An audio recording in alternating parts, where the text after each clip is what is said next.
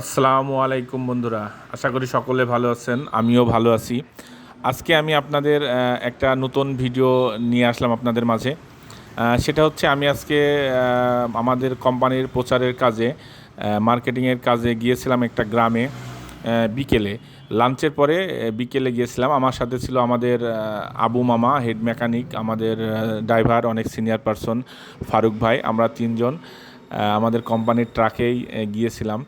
তো আমি একটা গ্রামে গিয়েছিলাম বিকেলে, যেহেতু গ্রামে অনেক মানুষ থাকে আর গ্রামের মানুষের বিকেলে একটু আড্ডা দেওয়ার সময়, আমি ওই সময়টাকেই বেছে নিয়েছিলাম।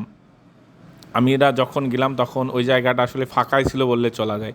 পরে আমি যখন ওখানে গেলাম, আমাদের রেডি করলাম, কিছু খেলাধুলার আয়োজন রেডি করলাম, তখনই মানুষের উৎসুক মানে একটা ভাব চলে আসলো। মানুষ আমার কাছে চলে আসলো। আসার পরে আমি ওদেরকে নিয়ে কিছু খেলাধুলার আয়োজন করলাম। ওরা তো চরম আকারে খুশি। আপনি ভিডিওটা দেখলেই বুঝতে পারবেন ওরা কী পরিমাণ খুশি ওই মানুষগুলা। আমার কোম্পানির প্রচারের স্বার্থে আমি গিয়েছি, কিন্তু ওই মানুষগুলা যে এতটা ভালো এবং এতটা মানে কি বলবো, এটাকে এক কথায় অতিথি পরায়ণ যেটাকে বলা হয়। ওরা আমাকে বিভিন্নভাবে মানে আমি যেভাবে হেল্প চেয়েছি সেইভাবে, দেখেন কতটা শৃঙ্খলাবদ্ধভাবে ওরা সে একটা বল খেলার জন্য মানে যে পুরস্কার যে ঘোষণা দিয়েছে এবং যেটা তাদেরই মুখের কথা, পুরস্কার ছোট হলে অনেক অনেক আনন্দের।